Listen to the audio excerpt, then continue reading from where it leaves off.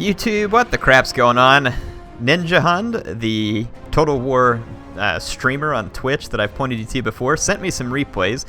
One of them is played as Wurrzag, and I wanted to show you that. He's playing against Banana Man as Bretonnia. I haven't gotten a chance to use Wurrzag yet, and I figured you all might appreciate an opportunity to see him on the battlefield. This is a nice goblin army for the most part. There's a couple of black orcs, but a mostly goblin army. Well, of course, excluding Wurrzag himself, too, who is a savage orc. But I like it. For those of you who like goblins, there's quite a lot of goblins on the battlefield. Let's look at the Bretonnian army. Knights of the Realm. Wow. 1 Grail Knight, 2 Knights of the Realm. We do have the standard flying squad here with Leoncoeur and 2 Paladins. Infantry, though, he's cheaped out here and got a lot of spearmen-at-arms with shields and only 2 men-at-arms with polearms, 5 archers. So that's going to be his play against the Greenskins. The Greenskins featuring a nasty skulker here, goblins, black orcs under the center, 2 goblin big bosses, I believe, probably on a spider. Yep. He's got the Ragnarok Queen. That's going to be handy to get after archers. And I see 2 squig herds back here and the rusty errors, which are armor sundering archers. And the same thing on the other flank, couple of goblin spears and the nasty skulkers.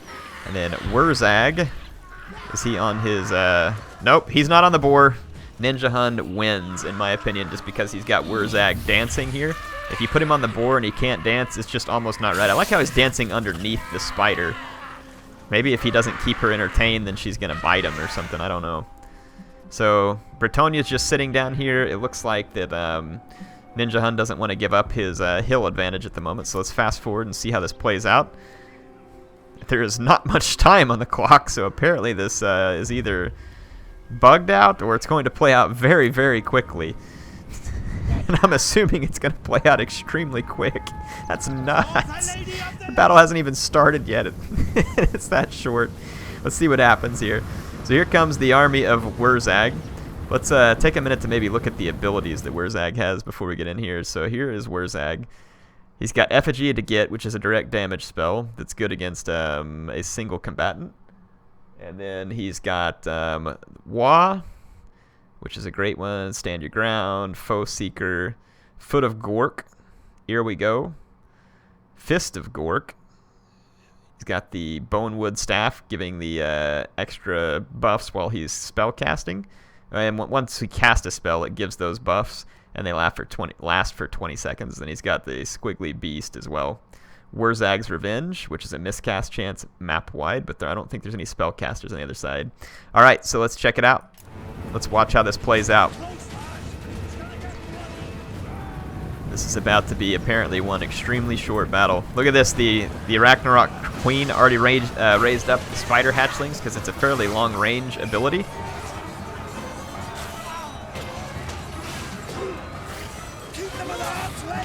Whew, trying not to sneeze. Here comes the Greenskin army. The Black Orcs. Well, there we go. Got it over with. These Black Orcs are going to come in and just absolutely ruin the Spearmen-at-Arms, and there's going to be some Squigs to come in as well. Squigs just coming straight in behind the Black Orcs in kind of like a column formation. I think he's trying to break through the Spearmen with the column formation of Squigs and get to the archers. And then the Ragnarok Queen is coming in as well. Leoncoeur is back here. And let's see, Wurrzag is right in the middle of this hole as well. Let's just see if there's any abilities up. No abilities up yet. Wurrzag getting charged by the Bretonnian flying squad. The infantry fight is going pretty well, but these Grail Knights smashing the nasty skulkers over here.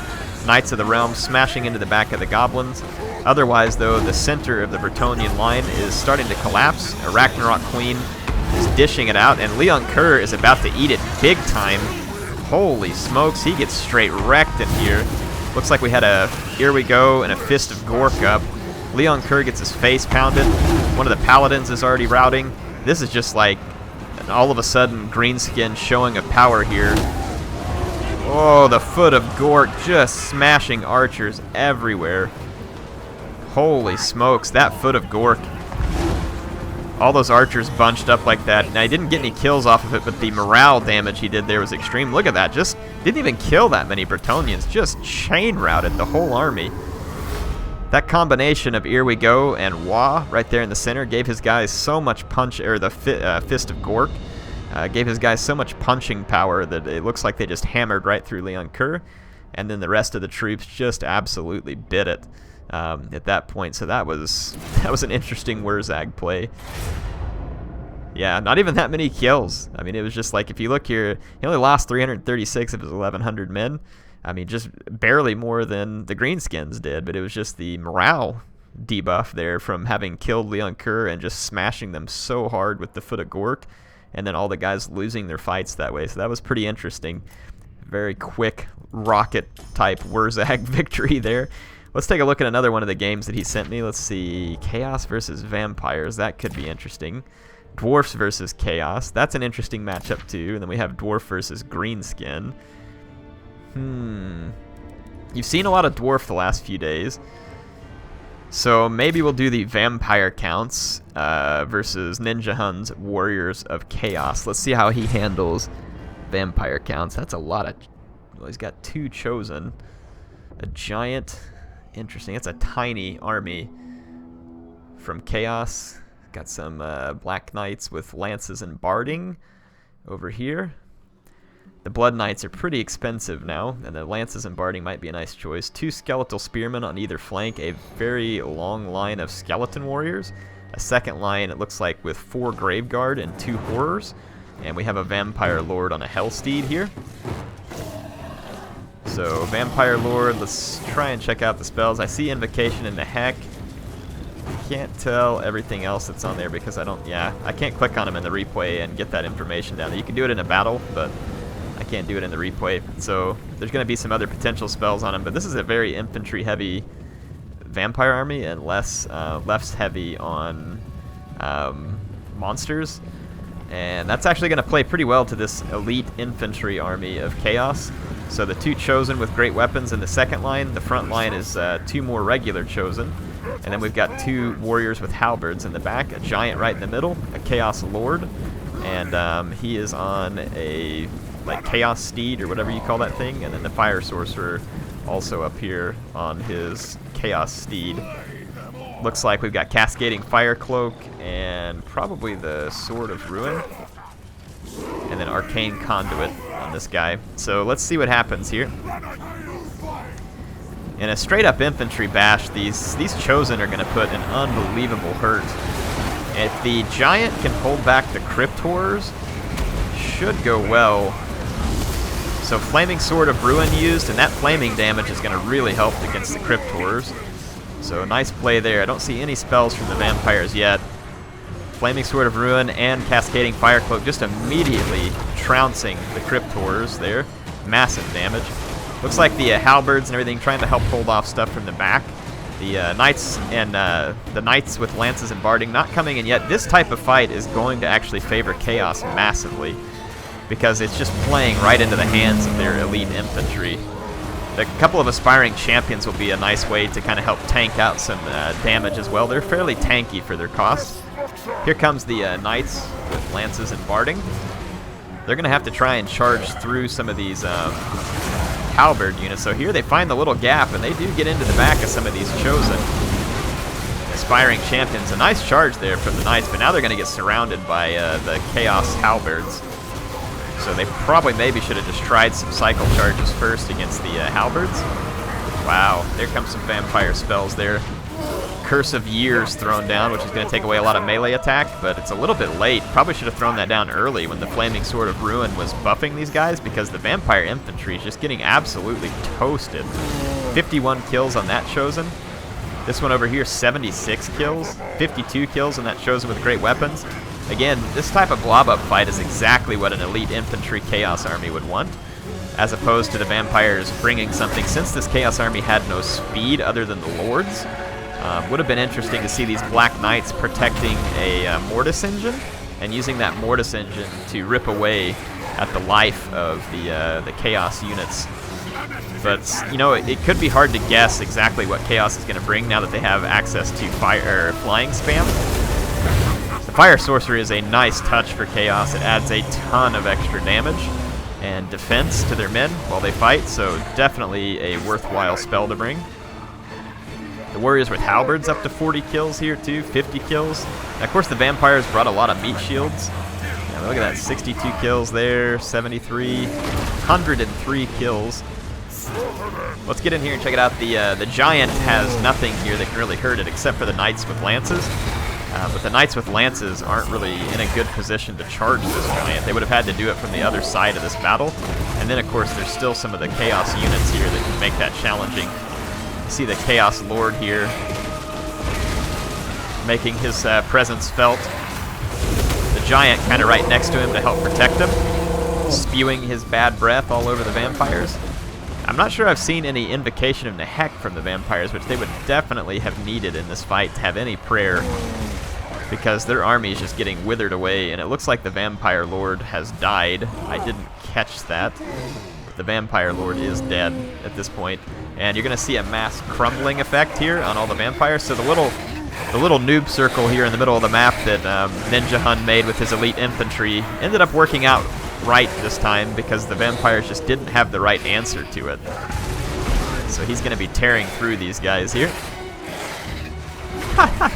These aspiring champions, like the glowing sword, looks absolutely awesome. These vampires are lasting a good while, even with their lord dead. I'm kind of surprised. Here comes a cascading fire cloak, but with the crumbling, yeah, now it's disintegrating. So there you go. That's what happens to the vampire army when their magic falls apart. I love it. Looks absolutely awesome how they just kind of crumble away. So very nice use of the elite infantry from Chaos. Not always going to be the most useful units, but in this case worked out very well because the vampire played right into it. So this was an ideal scenario for the elite infantry build of Chaos.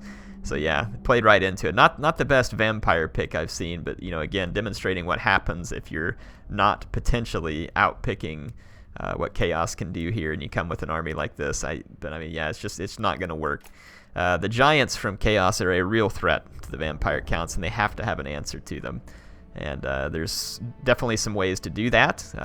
The skeleton spears and other stuff can help out. Gaze of Nagash got nerfed pretty hard, but the Blood Knights were previously one of the better ways to go about it. Got another replay here from Ninjahund. I guess we got time. So what about we just watched Chaos. So what about this Ninjahund as Clan Angrund versus the Greenskins here? Let's check that one out. It's got the Dragonback Slayers, the Grumbling Guard, Ulthar's Raiders, one more Ranger with Great Weapon, several Miners, several Dwarf Warriors, that's a Rune Lord, along with a Ethereal Thane and an Ethereal Runesmith. So between the Rune Lord and the Thane, there's going to be significant protection power. And these Ethereal Thanes and stuff can be really tricky to kill for people in campaign. If you're looking for ways that help you kill Ethereal Thanes, you're going to need a character with magical attacks. So that's something you can look for. And characters with magical attacks will do better against Ethereal units. So that's, yeah, one way to look for it, though. Do recall that the Dwarfs do have a pretty substantial amount of magic resistance in general, so it just makes their Ethereal Thanes pretty tough. Sometimes you can waste a lot of time and effort trying to kill a Thane when maybe your best option is to just kill the key Dwarf infantry units and leave all their Thanes unprotected. So we got two Goblobbers firing away into, or Goblin Rocklobbers. I just call them Goblobbers now. That's not what they're called, though. Anyway, they're firing away into the Dwarfs. They'll get a few kills. I'm not sure I like the spend on two Rock Lobbers. A couple of boys up front and Night Goblins. Black Orcs behind. So this is a lot of Black Orcs. Very good infantry, but there's going to be some substantial benefits to the Dwarf army here because of the Rune Lord and the Rune Smith. You've got a Night Goblin War Boss here for the Greenskins, which is not the most sturdy. The Grumbling Guard needs to be destroyed, definitely. It's going to keep all these units around it fresh, and these Ulthar's Raiders here are standing right next to combat. Technically they're engaged here, but they're still throwing their axes, and they're going to get great throws back here and start ripping into these Rusty Arrows. The Rusty Arrows are a nice archer unit here because they sunder armor, but they're firing back here at a Dragonback Slayer, which is not a good choice. They need to be firing into the Dwarf infantry here and taking away their armor. Nice rear charge from Squigs over here. It's going to wrap up this flank. That's the then we got Mangy Marauders out here as well. Squig Herd going to get into the back of these miners, so that'll be a pretty decent engagement. The Goblin Wolf Riders trying a rear charge here, and it worked. So Greenskins doing all right so far. The Night Goblin Shaman. Let's see, we've got Rune of Negation up right now. The Grumbling Guard has taken significant damage, but the Rusty Heirs were driven off the battlefield. That's unfortunate. That's a key unit. Look at this black work here. Rune of Wrath and Ruin. Just getting beasted out of the fight. It only got 45 kills. I don't know how the dwarfs pull us off. Previously, black orcs would have been a lot to handle, and there weren't any really strong dwarf infantry units here. You can see that the black orcs are pounding through.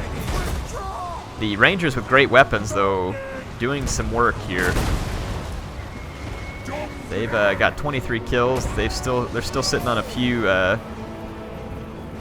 axes. They are driving back some of the archers. And it looks like the Rune Lord pushing in here along with the Rune Smith into these black orcs. That'll help out a lot. Thane is here holding two. The Dragonback Slayers trying to help mop up some of the mobile units in the back. 42 kills on those squigs, not bad at all. Rock Lobbers firing away. Decent number of kills on both Rock Lobbers. Rusty Heirs are back and they're firing. But again, they're targeting the Dragonback Slayers. Really should be targeting the higher armored dwarf infantry and heroes maybe over here. But if it hits their own unit, I don't know if it sunders armor on your own unit. The Black Orcs got a lot of kills. Here comes some squigs. The squigs are going to roll in. Going to help try and take away these Longbeards. Stand Your Ground is up. Itchy Nuisance up for the Night Goblin Shaman, trying to help pull down some of the dwarfs. So, pretty nasty fight going on here. Quite a few greenskin units left back here in the background. The Rock Lobbers won't do a whole lot to the dwarf leaders, though. The Greenskins are going to be hard-pressed to remove all of the dwarf heroes from the battlefield at this point, especially with the influence of Thrani Ironbrow here. Is that it, really? Throny Ironbrow, yep. Anyway, let's get in here so we can see the squigs fighting away in here against some of the, whoa, didn't mean to go beneath the ground.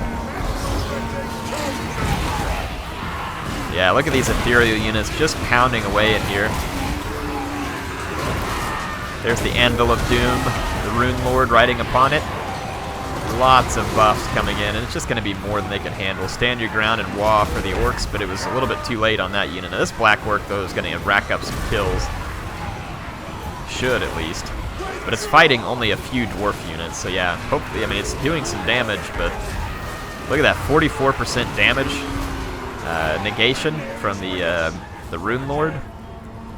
So these dwarf heroes are going to be probably too much for the rest of the Greenskin forces to take down. And this has been the story of many people that they've told me about Clan Angrund, is that they're struggling to kill the ethereal heroes from Clan Angrund, and I can see how that would be the case. They can get tricky to defeat. The ethereal nature of them, like I said, it's best if you're able to use some kind of magical attack against them. There are certain heroes and lords with magical attacks. We can try and talk through that and maybe even test it on one episode. But yeah, when you end up in a situation like this as Greenskins, it's not going to be good. You do have the Goblin Shaman back here who can help support the fight still. But the Greenskin unit's very tired. The Black Orcs are getting some damage done. There's two Black Orcs, and there's an armor sundering, or no, it's just a poison attack, Night Goblin. These Mangy Marauders, though, armor-piercing missiles. If they could get in behind the Dwarfs, maybe, and fire in. The Rusty Heirs still have ammunition, and they really ought to try and hit the Rune Lord, who is really well armored. The Night Goblin War Boss used his potion of toughness in his back, so I don't know. Actually, this could end up being pretty tight for Clan Angrund here, because the Rune Lord's starting to eat it. See, his leadership is dropping rapidly, but you've got the two ethereal heroes here, which are still going to be very tough to take down, because none of the units here really have the type of damage that's going to do a whole lot to them. They're going to have a lot of physical damage resistance, and the fact that you can't get rid of the Runesmith makes this a lot harder. Now, running these Rusty Heirs in who still have ammo, not sure I agree with that, but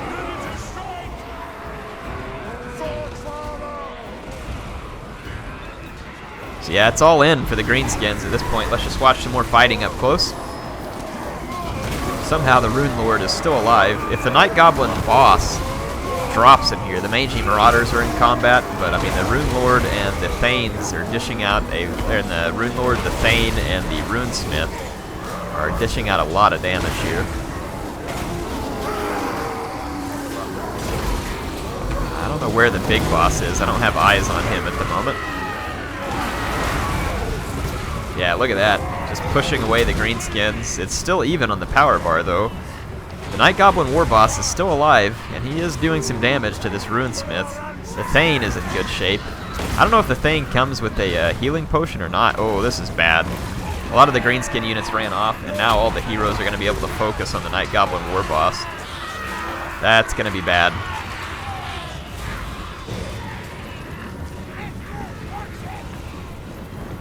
Yeah, that right there is not good. Let's see if the Night Goblin War Boss got away. Yeah, he's away for the moment, and it looks like he's trying to regroup his troops. The Rock Lobbers are still firing away. This is good. They need to use all of their ammo here. Might as well. Any lucky hit you get is going to cause some damage. They've just got this Night Goblin in here, which is a poison unit. It fought to the end, it looks like. Yeah, you got King Lun, Ironhammer, the Runesmith, and the Rune Lord. The Rune Lord would probably be the most vulnerable to the Rock Lobbers, so I'd probably try and target it with that. The Mangy Marauders charging in alone. They don't have any ammo, so I guess you can charge these guys in whenever. The Rune Lord is dropping. Woo! There comes a magic missile. The magic damage on the magic missile there, that's actually pretty nice. If he's had that this whole time on the Night Goblin Shaman, that would have been well used against these the Runesmith and the Thane, who are now using the Rune of Negation and the Master Rune of Oath and Steel, giving them some extra armor. What the epic finish here to this fight. Down to 3 rounds on that Rock Lobber, and 3 rounds on the other one. But I mean, this is going to be pretty tight because the Night Goblin War Boss is still in decent health, but these ethereal, he said it's the ethereal units that are going to be the concern, and I do believe they're unbreakable. So even if the Rune Lord eats it, it's going to take away maybe some support he can give them, but they're not going to break on leadership. The Rune Lord's down to 121. Looks like the Night Goblin War Boss coming in on his Cave Squig. Going to do a charge and then get away. Probably the right decision. Rune Lord down to 98. The Night Goblin War Boss is wavering due to damage. So this is probably over. I guess there that the Goblin in the end ended up needing some of that magic left over to hit these ethereal units with the magic missiles. He can kill the Rune Lord at this point, like I said, but it's not going to matter. And he didn't even kill the Rune Lord on that charge. There the Rune Lord goes. Like I said, that's not even enough to swing the balance bar. The War Boss is going to get hammered by these ethereal units. You can see that he absolutely is. He's wavering, going to pull back. And that's going to cause the Rusty Airs to shatter. So all that's left is the Night Goblin Shaman. And it's just not going to be enough. I think these guys cause terror as well, which is tough for the Greenskins, because I think the Black Orcs are the only ones that are immune to psychology.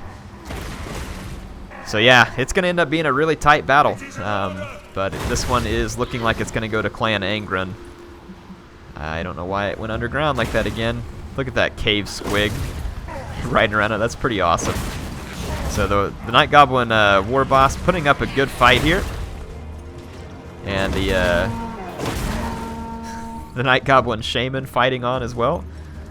Looks like the Cave Squig was trying to cycle charge, but he is forced away, and I don't even think he's going to take out a single one of these ethereal heroes. They're just too resistant to damage. That's going to swing the power bar, and it's going to be a victory for Clan Angrund. A fight down to the wire. So a nice fight. Nice fight indeed.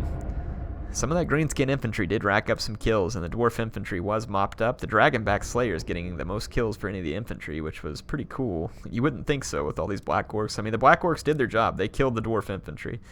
And but the Dwarf infantry was wrapped up by the combination of the Black Orcs and Squigs, and then the Thanes just, the ethereal units really tanked this out, and so did the Rune Lord. So key units there 50 kills on Ulthar's Raider, which is pretty cool too. Hope y'all enjoyed these replays from Ninjahund. I'll have his Twitch stream linked if you want to go check it out. He does a ton of battles. If you want to go learn something from him, he does a good job teaching. Hope you enjoyed it. HeirofCarthage signing out, and I will see you all soon.